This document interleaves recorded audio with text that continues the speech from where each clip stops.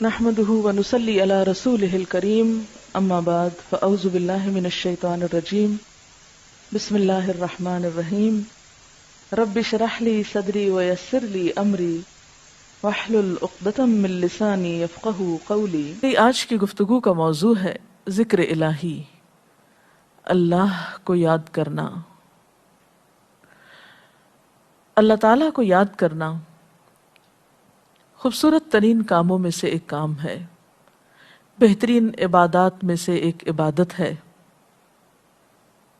قرآن پاک میں اللہ تعالیٰ اس کے بارے میں فرماتے ہیں وَلَذِكْرُ اللَّهِ أَكْبَرُ، اور اللہ کا ذکر بہت بڑا کام ہے، بہت اچھا کام ہے۔ حقیقت یہ ہے کہ انسان جس چیز سے محبت کرتا ہے اس کو ضرور یاد کرتا ہے، اس کا ذکر کرتا ہے، دل ہی دل میں بھی اور زبان سے بھی، کیونکہ جس چیز کی محبت انسان کے دل میں ہوتی ہے وہ چیز زبان پر آ کر رہتی ہے۔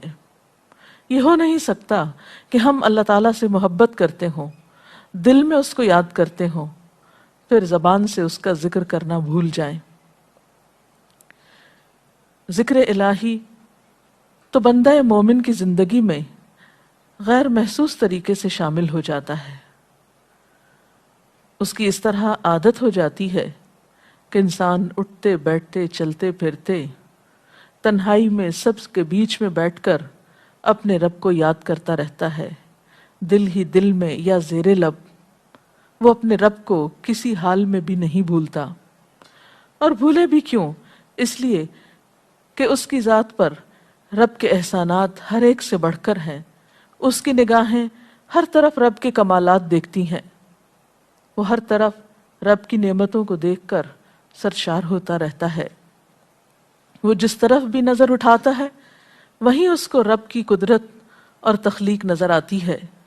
اپنے سامنے، دائیں بائیں، اوپر نیچے، ہر طرف زمین آسمان، جو کچھ بھی بنا ہوا ہے، جو کچھ بھی پھیلا ہوا ہے، وہ سب اس کے رب کا بنایا ہوا ہے۔ پھر وہ اس رب کو کیسے بھلا سکتا ہے؟ قرآن پاک میں اہل ایمان کو ذکر کرنے کی تلقین کی گئی ہے۔ اللہ سبحانہ و تعالیٰ فرماتے ہیں فَاذْكُرُونِي أَذْكُرْكُمْ، تم مجھے یاد کرو، تم میرا ذکر کرو، میں تمہیں یاد کروں گا۔ ایک اور جگہ پر فرمایا وَاذْكُرْ رَبَّكَ فِي نَفْسِكَ تَضَرُّعًا وَخِيفَةً وَدُونَ الْجَهْرِ مِنَ الْقَوْلِ بِالْغُدُوِّ وَالْآصَالِ وَلَا تَكُن مِّنَ الْغَافِلِينَ، اور اپنے پروردگار کو دل ہی دل میں عاجزی اور خوف کے ساتھ اور آہستہ آواز سے صبح و شام یاد کرتے رہو، اور دیکھنا غافل نہ ہونا، یعنی رب کی یاد سے کبھی بھی غفلت اختیار نہ کرنا۔ ایک اور جگہ پر فرمایا وَاذْكُرُوا اللَّهَ كَثِيرًا لَعَلَّكُمْ تُفْلِحُونَ، اور اللہ کا ذکر کرو کثرت کے ساتھ، بہت زیادہ۔ کیوں؟ لَعَلَّكُمْ تُفْلِحُونَ، تاکہ تم فلاح پاؤ، کامیاب ہو جاؤ۔ اس سے پتہ چلتا ہے کہ اللہ تعالیٰ کو یاد کرنا کامیابی کی علامت ہے، اللہ کے ذکر میں کامیابی کی ضمانت ہے۔ مومن مردوں اور عورتوں کی صفت قرآن پاک میں یہی بیان کی گئی ہے کہ وہ بہت زیادہ اللہ کا ذکر کرنے والے ہوتے ہیں۔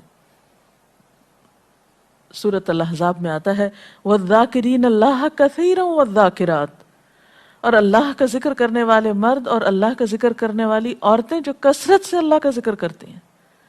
کثیراً اعد اللہ لہم مغفرۃ واجرا عظیما، اللہ نے ان کے لیے بخشش اور بہت بڑے اجر کا وعدہ کر رکھا ہے۔ اور پھر یہ کہ ذکر کرنے کے لیے کوئی خاص وقت مقرر نہیں، انسان ہر حال میں ذکر کر سکتا ہے، ہر وقت میں ذکر کر سکتا ہے۔ نبی صلی اللہ علیہ وسلم کے بارے میں آتا ہے کان یذکر اللہ فی کل احیانہ، آپ ہر وقت میں، یعنی ہر قسم کے وقت میں، یعنی دن میں یا رات میں، صبح میں یا شام میں اللہ کا ذکر کیا کرتے تھے۔ حدیث پاک میں آتا ہے، حضرت ابو موسیٰ اشعری سے روایت ہے مثل الذی یذکر ربہ والذی لا یذکرہ مثل الحی والمیت، رواہ البخاری۔ آپ صلی اللہ علیہ وسلم نے فرمایا اس شخص کی مثال جو اپنے رب کا ذکر کرتا ہے زندہ انسان کی طرح ہے، اور اس کی مثال جو اپنے رب کا ذکر نہیں کرتا مردہ شخص کی طرح ہے۔ گویا ذکر کرنے والا اور نہ کرنے والا ان دونوں کے درمیان اتنا ہی فرق ہے جتنا ایک زندہ اور مردہ انسان میں فرق ہوتا ہے، اور یہ فرق کتنا بڑا ہے۔ یعنی انسان تو وہی ہوتا ہے، لیکن زندہ انسان میں اور مردہ انسان میں زندگی اور موت کا فرق ہے۔ بالکل اسی طرح جو شخص اپنے رب کو یاد کرتا ہے، اس کا ذکر کرتا ہے، اس کے اندر ایک زندگی ہے، اس کے اندر ایک خاص خوشی ہوتی ہے، اطمینان ہوتا ہے، اور وہ جو نہیں کرتا اس کا دل مردہ ہوتا ہے، اس کے اندر زندگی کی کوئی امنگ نہیں ہوتی۔ ایک اور حدیث میں آتا ہے، نبی صلی اللہ علیہ وسلم نے فرمایا، اللہ تعالیٰ فرماتا ہے میں اپنے بندے کے خیال کے مطابق ہوتا ہوں یا خیال کے ساتھ ہوتا ہوں، جو خیال وہ میرے بارے میں رکھتا ہے میں اسی کے مطابق اس کے ساتھ معاملہ کرتا ہوں، اور میں اس کے ساتھ ہوتا ہوں جب وہ مجھے یاد کرتا ہے۔ گویا ذکر کرنے والے اللہ کی مدد کے مستحق ہوتے ہیں، یعنی اللہ ایسے بندوں کے ساتھ ہوتا ہے جو ذکر کرتے رہتے ہیں۔ اگر وہ مجھ کو اپنے دل میں یاد کرتا ہے تو میں بھی اس کو اپنے دل میں یاد کرتا ہوں، اور اگر وہ مجھے کسی جماعت میں بیٹھ کے یعنی کسی گروپ میں یعنی کہ پبلک میں بیٹھ کے یاد کرتا ہے تو میں اس کو اس سے بہتر جماعت میں یاد کرتا ہوں، یعنی فرشتوں کی جماعت میں یاد کرتا ہوں۔ تو گویا فَاذْكُرُونِی أَذْكُرْكُمْ، تم مجھے یاد رکھو میں تمہیں یاد رکھوں گا۔ تو جو شخص بھی یہ چاہتا ہو کہ اللہ تعالیٰ اس کو یاد رکھے، اس کی مشکل میں اس کی مدد کرے، تو اس کے لیے کیا ضروری ہے کہ پھر وہ ذکر کرتا رہے۔ اور ذکر تمام عبادات کو خوبصورت بناتا ہے۔ مثلا روزہ رکھنا ایک عبادت ہے، لیکن جس روزے میں ذکر الہی ہو اس کا اجر و ثواب کئی گنا بڑھ جائے گا۔ حج ایک عبادت ہے بذات خود، حج کا سفر ایک عبادت ہے، لیکن اس سفر میں انسان اگر ذکر الہی کرتا رہے تو اسی حج کا ثواب کئی گنا بڑھ جائے گا۔ اور نماز تو سراسر ہے ہی اللہ کی یاد کا نام، اقم الصلاۃ لذکری، نماز قائم کرو میری یاد کے لیے۔ اللہ کے ذکر کا بہترین طریقہ ہے۔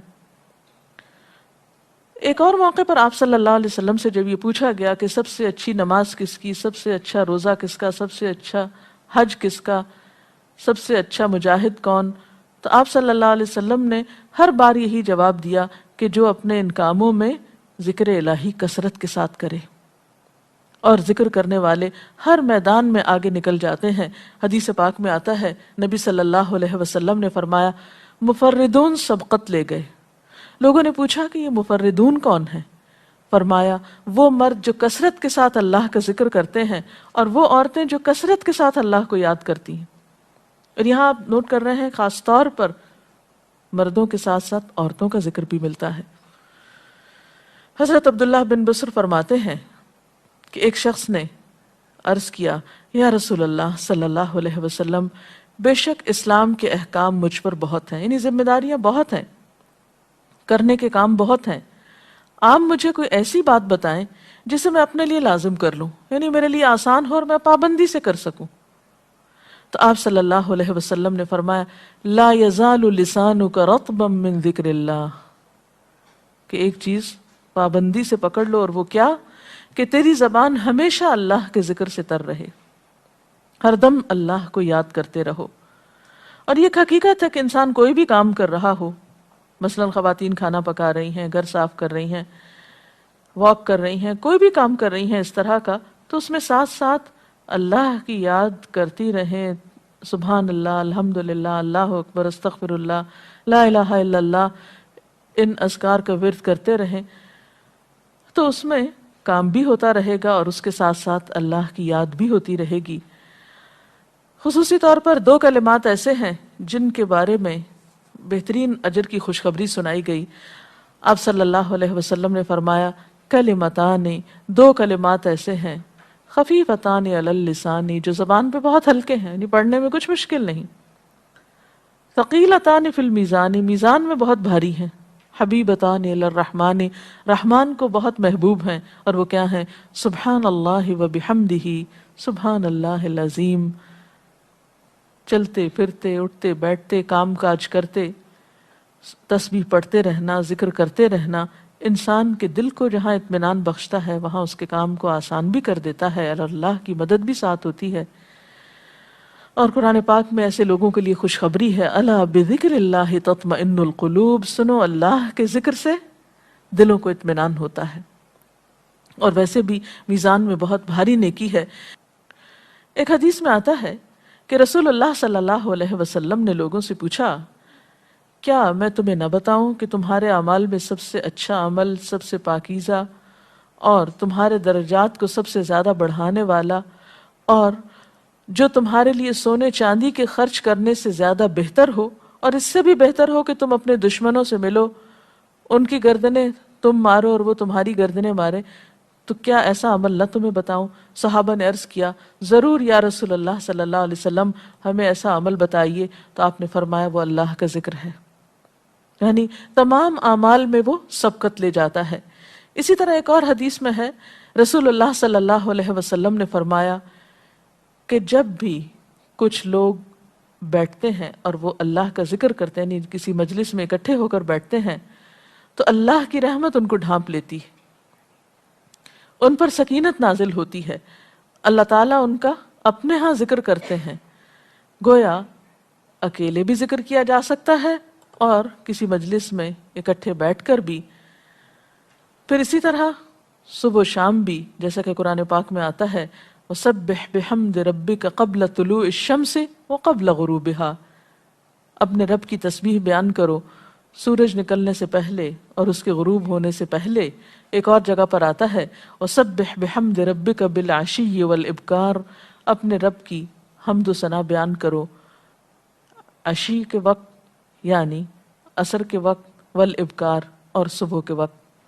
عشی کا لفظ جو ہے یہ زوال شمس سے غروب شمس کے درمیانی وقت کو کہتے ہیں۔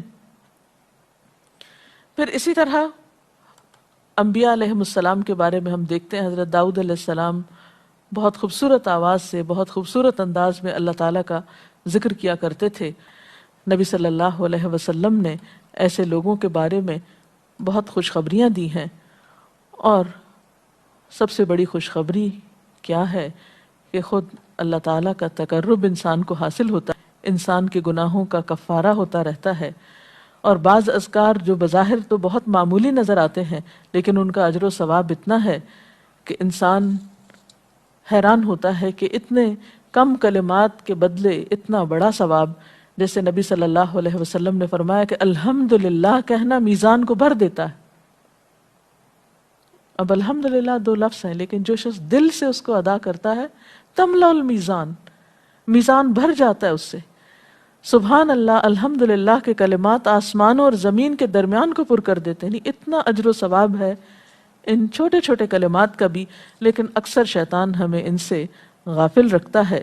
تو ضرورت اس بات کی ہے کہ ہم کثرت کے ساتھ اللہ کو یاد کرنے والے ہوں، تاکہ ہمارے دین و دنیا کے کام سنور جائیں اور آخرت میں اللہ کے محبوب اور مقرب بندوں میں ہمارا شمار ہو۔ اگر اس سلسلے میں آپ کے ذہن میں کوئی سوال ہے تو آپ کر سکتے ہیں۔ جی آپ پوچھیں۔ محترم ڈاکٹر صاحبہ، ہمیں آپ بتائیں گے کہ مسنون اذکار کی طرف ہمیں رہنمائی فرمائیے۔ بہت سی کتابیں ایسے ہیں جس میں نبی صلی اللہ علیہ وسلم سے ہر موقع کی مناسبت سے اذکار مذکور ہیں۔ مثلا آپ دیکھیے کہ آپ صلی اللہ علیہ وسلم جب نیند سے بیدار ہوتے تھے تو اس وقت اللہ تعالیٰ کے ذکر سے دن کا آغاز کرتے تھے۔ صبح کے وقت الحمدللہ الذی احیانا بعدما اماتنا والیہ النشور۔ پھر اسی طرح بستر سے اٹھنے کے بعد انسان اپنے قضاء حاجت کے لیے اگر واش روم میں جاتا ہے تو اس وقت بیت الخلاء میں داخل ہونے کے وقت کا ذکر ہے۔ پھر بیت الخلاء سے باہر آنے کے وقت نبی صلی اللہ علیہ وسلم جب تہجد کے وقت اٹھتے تھے تو وضو سے پہلے آسمان کی طرف نگاہ اٹھا کر سورۃ آل عمران کی آخری آیات پڑھا کرتے تھے۔ پھر اسی طرح سحری کے وقت خاص طور پر استغفار کا حکم ہے۔ پھر انسان وضو کرتا ہے تو وضو سے قبل اور وضو کے آخر میں ذکر بتایا گیا، اور وضو کے آخر کا ذکر سبحانک اللہم و بحمدک اشہد ان لا الہ الا انت استغفرک و اتوب الیک کا اتنا ثواب بتایا گیا کہ ایسے شخص کے لیے جو پابندی کے ساتھ یہ ذکر کرتا ہے اس کے لیے جنت کے 8 دروازے کھل جاتے ہیں۔ پھر اسی طرح جب انسان گھر سے نکلتا ہے، مسجد کی طرف جاتا ہے، مرد حضرات، تو گھر سے نکلنے کے وقت کی دعا ہے، پھر اسی طرح راستے میں پڑھنے کی، پھر مسجد میں داخل ہونے کی، پھر مسجد کے اندر، پھر مسجد سے باہر نکلتے وقت، پھر دوبارہ گھر آتے ہوئے بازار سے اگر گزرتا ہے تو اس وقت کا ذکر ہے، پھر گھر میں داخل ہونے کا ذکر ہے، پھر اگر کچھ کھا رہا ہے انسان تو بسم اللہ پڑھ کر کھانے کا آغاز کرتا ہے اور الحمدللہ کے ساتھ پھر اختتام کرتا ہے، پھر اسی طرح چھینک آنے پر ذکر ہے، پھر مرغا اگر آزان دیتا ہے تو اس وقت کا ذکر ہے، پھر مؤذن کی آزان سن کر انسان اس کو جواب دیتا ہے، اس کے بعد کا پھر ذکر ہے، پھر اسی طرح انسان کسی کے ساتھ جب معاملہ کرتا ہے، کہیں وعدہ کر رہا ہے تو اللہ کو یاد کرتا ہے انشاءاللہ کہہ کے، پھر اسی طرح کوئی اچھی چیز دیکھتا ہے ماشاءاللہ کہتا ہے، کہیں استغفر اللہ کہتا ہے۔ تو بندہ مومن کی زندگی کا کوئی مقام اور کوئی موقع ایسا نہیں جس کے بارے میں نبی صلی اللہ علیہ وسلم نے کوئی نہ کوئی خوبصورت انداز کا ذکر نہ سکھایا ہو۔ حتیٰ کہ انسان شام ہوتی ہے تو پھر صبح و شام کے اذکار ہیں، پھر اسی طرح ہر نماز کے بعد کے اذکار ہیں، تسبیحات ہیں، پھر بستر میں جاتے وقت کی دعا ہے، پھر اسی طرح اگر آپ کسی بیمار کی عیادت کرنے کے لیے گئے ہیں تو اس وقت کی دعا ہے، اگر کوئی بیمار ہو جاتا ہے تو اس کے اوپر پڑھی جانے والی دعائیں ہیں۔ یعنی کوئی بھی زندگی کا گوشہ ایسا نہیں جس میں ذکر الہی کی طرف ہمیں متوجہ نہ کیا گیا ہو۔ اور حقیقت یہ ہے کہ انسان جب دنیا سے رخصت ہوتا ہے اور اگر لا الہ الا اللہ پر اس کی موت آتی ہے تو انشاءاللہ اس کے لیے بشارت ہے جنت میں جانے کی، لیکن یہ اسی وقت ہو سکتا ہے جب ہم اپنے عام حالات میں ذکر کے عادی ہوں۔ یہ نہیں ہو سکتا کہ عام طور پر ہم غافل رہیں اور اچانک موت کے وقت ہمیں یاد آ جائے۔ اور بات یہ ہے کہ جس خیر پر انسان دنیا سے رخصت ہوتا ہے اسی پر پھر قیامت کے دن اٹھایا جائے گا، اس لیے ذکر کو اپنی عادت میں شامل کر لینا چاہیے۔ جی آپ پوچھیے۔ ذکر اور دعا میں کیا فرق ہے؟ کیا دعا بھی ذکر میں شامل ہے یا ذکر اور دعا دو مختلف چیزیں ہیں؟ ذکر اور دعا دونوں ایک ہی چیزیں ہیں۔ ذکر کا مطلب ہے اللہ کو یاد کرنا۔ بعض اوقات انسان صرف دل میں یاد کرتا ہے، زبان سے نہیں بھی دہراتا تو وہ بھی ذکر شمار ہوتا ہے۔ بعض اوقات انسان کوئی مسنون کلمات کہتا ہے، بعض اوقات اللہ تعالیٰ کی تعریف اپنی زبان میں بیان کرنا، یہ بھی ایک طرح سے ذکر کرنا ہوتا ہے۔ اور دعا میں خاص طور پر کسی چیز کا مطالبہ کیا جاتا ہے، یہ کچھ مانگا جاتا ہے اللہ تعالیٰ سے۔ یعنی ہر دعا ذکر ہے لیکن ہر ذکر دعا نہیں ہوتی۔ ذکر کی کئی قسمیں ہیں جن میں سے ایک دعا بھی ہے۔ جی آپ پوچھیں۔ کیا ذکر کے لیے ہر وقت باوضو رہنا ضروری ہے؟ ذکر کے لیے ہر وقت باوضو رہنے کی شرط نہیں ہے۔